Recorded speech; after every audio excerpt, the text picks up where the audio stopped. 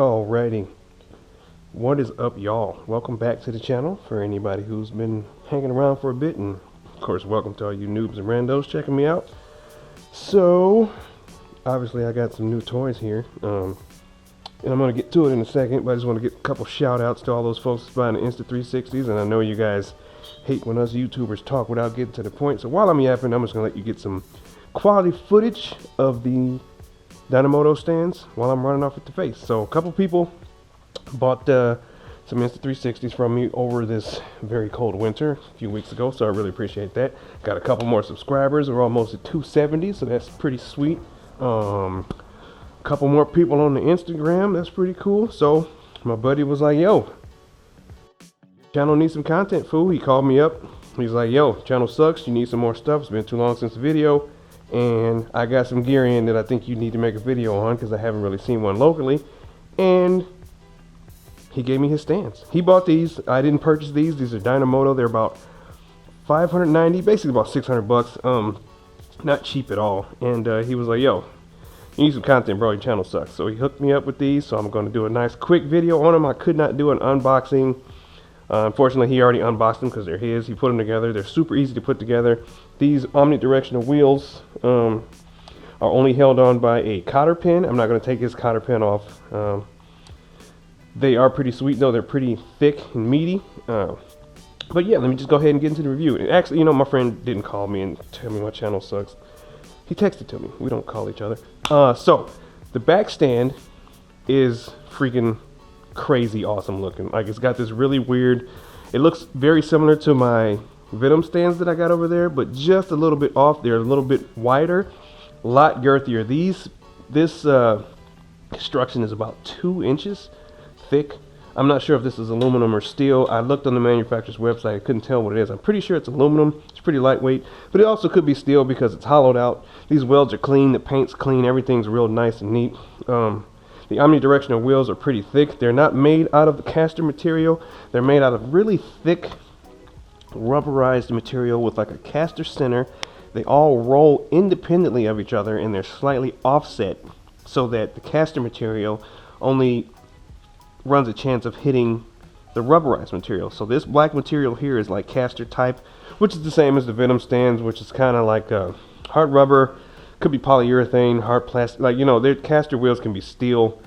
They're made out of tons of crap, but those caster wheels feel a little floaty.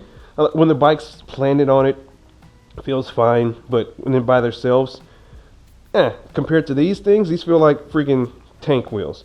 The rear wheel allows you to pivot left and right. Of course, it does move the bike forward and backwards, but the side wheels on both the front and the rear stands have a 3-piece setup, and the rear wheel has a 2-piece setup. Not exactly sure why, but I'm sure it has something to do with being able to pivot the bike and only needing to be able to make that sharp left and right turn, whereas these will be doing more front and back to hold the weight of the bike. The weight of this bike is about a little under 500 pounds since I got rid of the cat and all that crap. Let's take a look at the front stand. The front stand has a very unique kind of wheel chalk looking setup here. Like I said, it's got the same rear, like this is the rear, well, it'll be the front wheel. It's the outer wheel, if I can describe it better, for lifting up the motorcycle. And it's got the same construction wheels on the left and the right. And this front stand is also thicker than my Venom stand. It's got a very different mount point. My Venom stand has mount points that come up under the front forks. They usually catch right here, and I have to scooch them out some so I can spin my tire and, you know, do any brake maintenance or anything like that, which is coming up in another video. And yeah, this guy kind of just coasts into this stop here.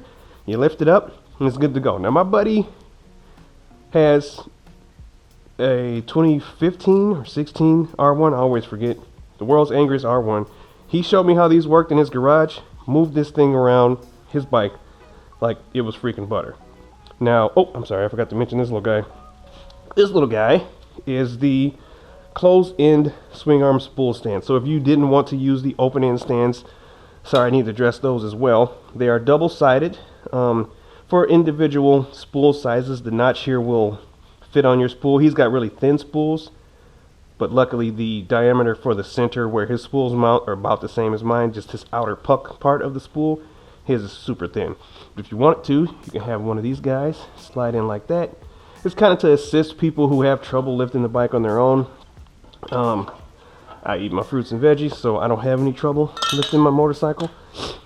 What else? Oh, this handle. So this handle comes off, just like it's demonstrated on the Dynamoto website, which of course I will link in the description below. This pin, retaining pin, pops off, like ye. You take this handle, and then you move it to the front. Actually, I'm going to go ahead and demonstrate it right now, because I'm going to go ahead and lift this bike up. And the handle itself acts as a stop so that your bike does not fall off the stand. I do not have that on my Venom stands. They just kind of are pretty planted. And I also parked my bike. My garage is kind of crap, as you can see, not just because it's dirty. It's wintertime, it's cold, I clean it up in the spring. Don't worry about it. This crack sucks, moving my bike over it with those hard caster wheel. This crack straight up stops my bike. I have to hit my bike where I want it, when I lift it up on the stand, or it ain't moving, period. So these wheels should go over this crack. We're about to try it out for the first time today, and we're going to see what happens. So let me get this baby up on the rear stand. Always do rear stand first. It's a safety precaution because that front wheel is on the forks. You know, that fork is a pivot point, and you don't want your bike going all willy-nilly left and right while you're trying to lift it up off the ground.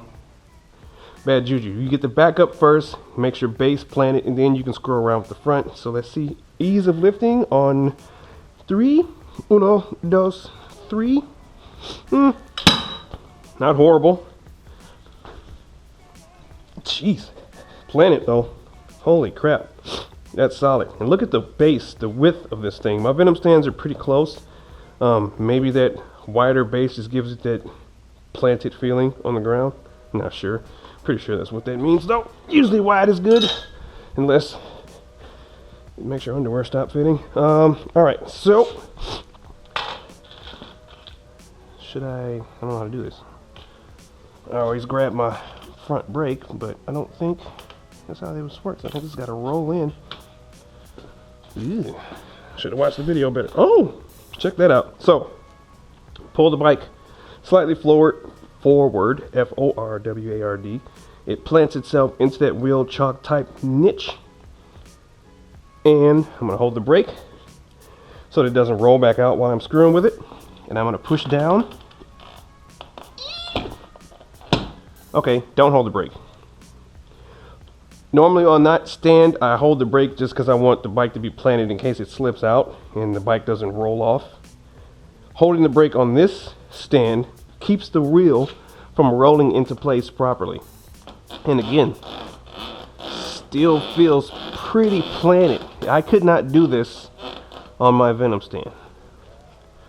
Alright, now I think moment of truth. Let's see how easy this baby is to move. Let's do something different. Let's do a lateral push and not a forward move. Holy crap. That's cool. Let's do a pull. Alright, now let's do a pull this way. Dude, I didn't even feel that. Alright, let's do a push. Now this is all rear control. I'm not even touching the handlebars. Nothing. Except the glass topper to my patio furniture. So let's just scooch this off. The wife will never know. Alright, let's go back over. Back over the crack. Okay, it was just a slight stop. I didn't have any speed. Now, the sensation of pushing this bike is about like pushing a snowblower. It's not super heavy. It's not super light. I have to move my light out of the way because my lighting in my garage sucks. But it's not unwieldy. So, if you have physical ailments, physical issues, you should be able to move your motorcycle without issue. If you're older and you're trying to move your bike around, not struggling. I'm only out of breath because it's cold. I'm trying to hurry up and get this done. Like I said, it's like pushing a snowblower. It's planted, but it's not exactly as easy as pushing like a lawnmower. You still feel the weight, but there's not a lot of resistance holding you back. Let's do a pivot over the crack. All right, need some speed. Dang. Okay, the pivot is a little tougher, especially when you got oil cans in the way. All right, 180-degree pivot. That one, I did it with both hands. I did a push-pull method. It wasn't horrible. All in all, this is pretty damn sweet. Like, this is crazy. Let's try it again. You know what? I'm gonna go over this one, and I'm gonna go over that one, and I'm gonna go over this one. 3 cracks. 1, 2, table. So 3 cracks in a table. Bike still standing. I'm not struggling. It does require some effort. Sorry, freaking. I think I hit the button on my recording device. So, oh crap! Forgot the brace. Now I did all that without the arm on to prevent falling. It's probably ill-advised now that I think about it. But let's put this guy where it's supposed to be. And let's go. There's a notch here, slides into it, and there's a pin. Gonna line up this little guy. My fingers are so cold. Okay, so I did the pivot, did the turn, camera shut off. Let's go back over. I did 3 cracks without the freaking brace on, so that's nuts. I would not advise that. I was not paying attention. It's a horrible way to do a demonstration video. But it went back over, back in place. Don't hit the table. Back it out again. Minimal effort, like that's crazy. Wow. All right, guys, that's it. So this thing seems super cool. I wish I had some play money. 600 beans is a bit much. Maybe next summer. I don't know. Maybe I'll buy myself a new toy with it in these stands. I mean, I could get to my brakes, the calipers, change the brake fluid. It does not interfere with anything in the front unless you're trying to change the front tire. Then you're going to have an issue. Rear tire should come off with no issues, no problems at all. Yeah, and they look freaking cool. I wish they had all black ones. I mean, he bought the orange ones. They do have all black on their side. Oh, sorry. This type is the universal type. They have them for Aprilias. They have them for, what's fancy? Ducatis with the single-sided swing arm. This is for dual-sided swing arms, and this is the universal kit. So his Kawasaki, or his Yamaha R1 takes the same stand as my Kawasaki Ninja 1000. So if you're in the market for some new stands, I'm not going to say I suggest these because I'm not going to have them. If you got money, you know, a couple bucks where you can get them, hell yeah, grab a set. As for longevity, I can't speak to it.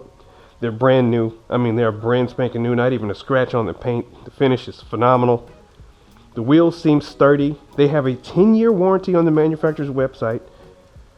So I'm thinking these are a good buy, but I can't do a follow-up review. Maybe I'll do a follow-up review in the summer.